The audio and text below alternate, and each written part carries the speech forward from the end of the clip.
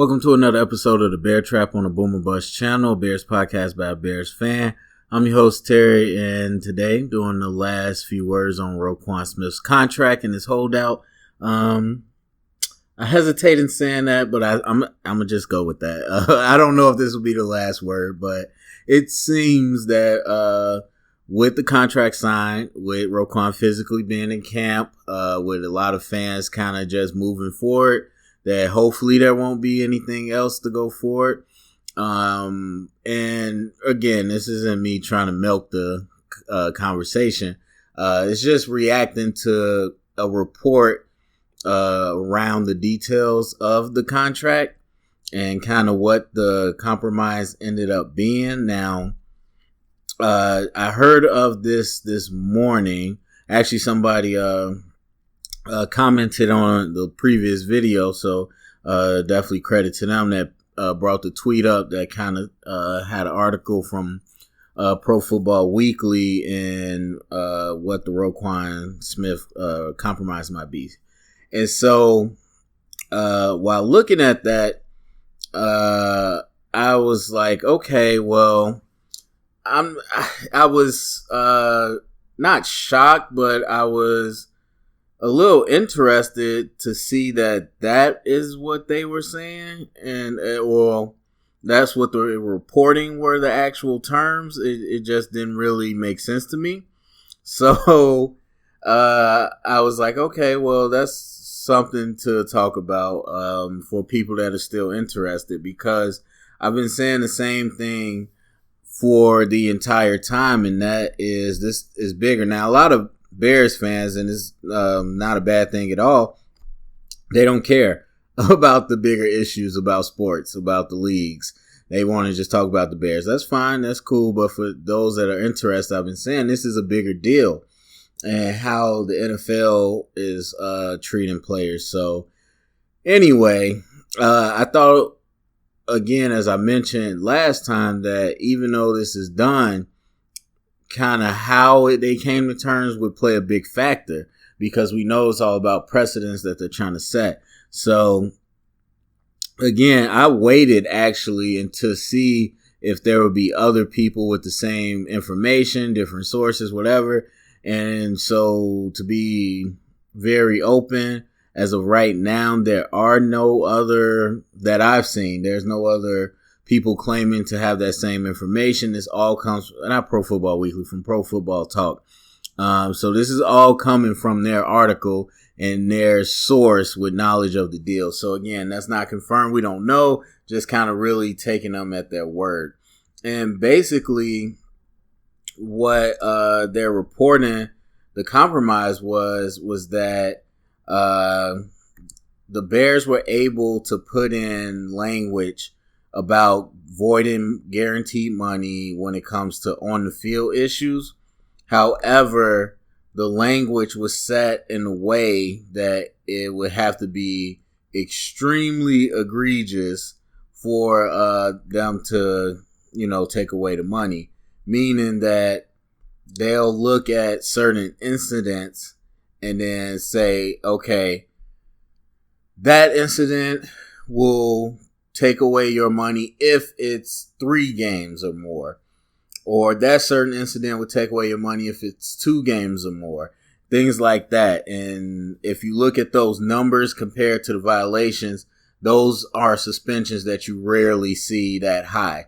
And so, although they're saying, okay, these 3 games or more suspension types will trigger you to lose money, that doesn't happen often. So you would have to really go off the deep end to trigger us taking your money.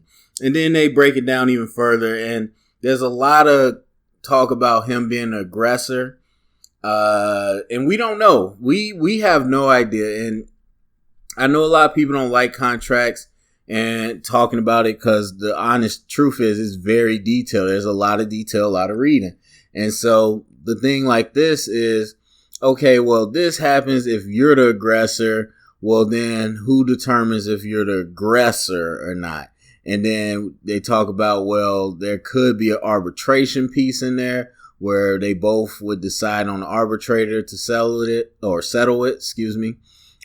the Bears might be the ones that get to decide. Who knows? Like, they can make it as specific as they want to. So, we don't know the fine details, and we don't even know if these details are accurate. Again, when you hear something from like a couple sources, then you start to be like, okay, yeah, that seems feasible.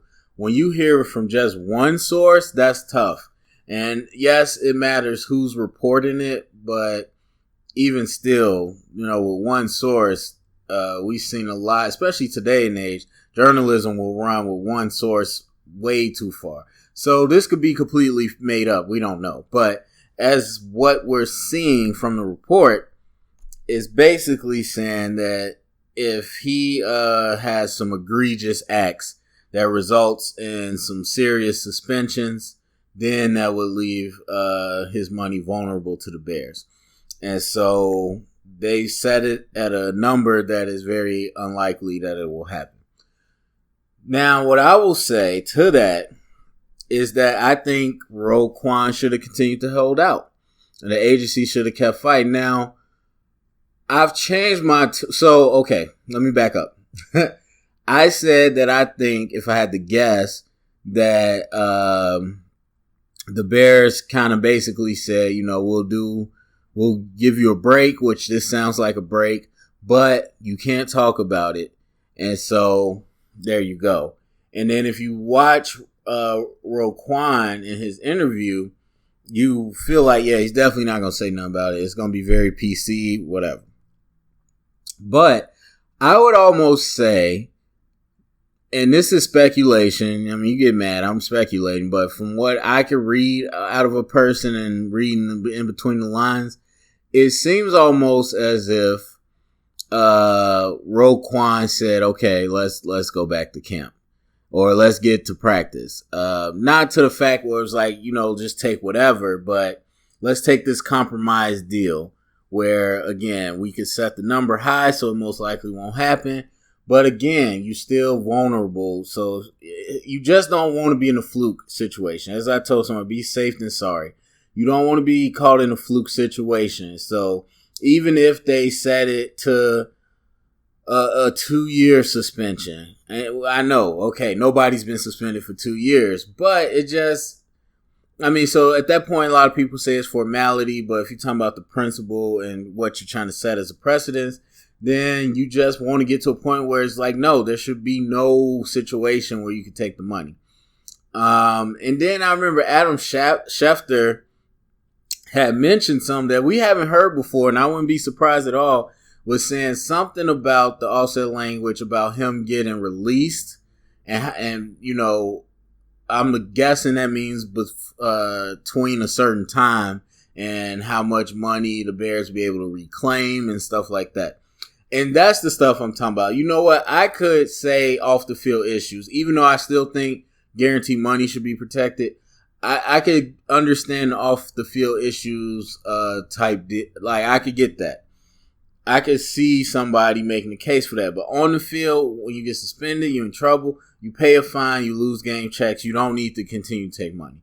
Now, being released, that's ridiculous. But this goes back to guaranteed contracts, and the NFL doesn't have it.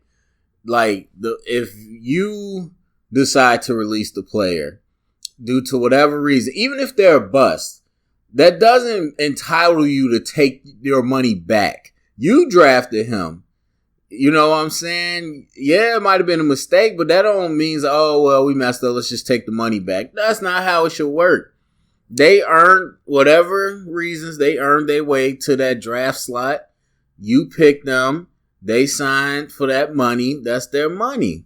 And so I would not be surprised if there was a crutch over, basically guarantee money overall. Not just the suspensions, but like I've been telling people, it goes further than that. It goes to some teams really try to stick crazy language in there.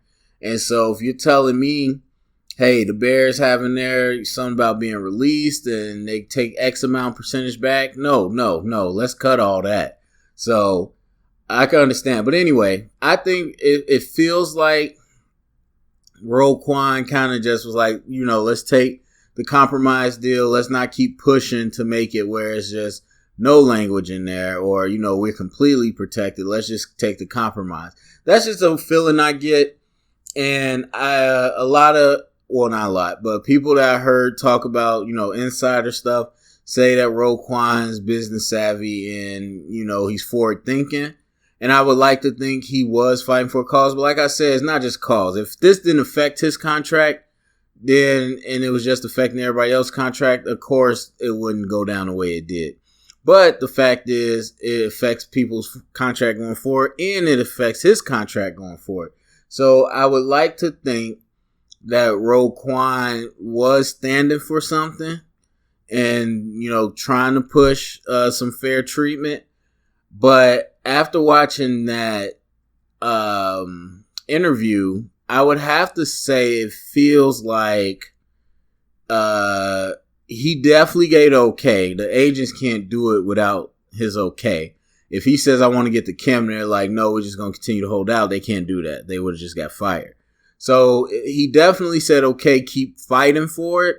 But it doesn't seem like he was that involved with it. It doesn't seem like he was like in the nitty gritty details. I guess in my mind, I started painting him as a future NFLPA representative, but maybe he is, maybe he won't, who knows. But looking at him now and, hindsight, I wouldn't say as far as some people saying that he was naive and tricked by his agency. I wouldn't say that. He understood what they were doing, but I don't think he was as involved as I might have thought.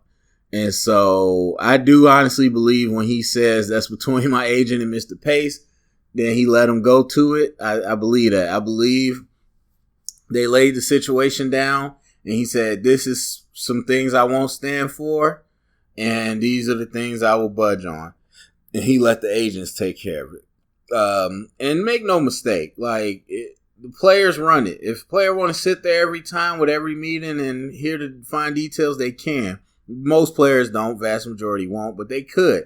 And so even though Roquan, it seems like, wasn't in there working with the details, I still believe that he allowed this to happen for a reason, and to further, loosening up the strains that the owners have on these players. So hopefully that is it. I mean, but like I said, I was saying I would have continued to hold out because that's just me personally. But, who can say? We're not in their shoes where it's a whole bunch of money on the line. But I just hope, and a lot of people said this, I agree.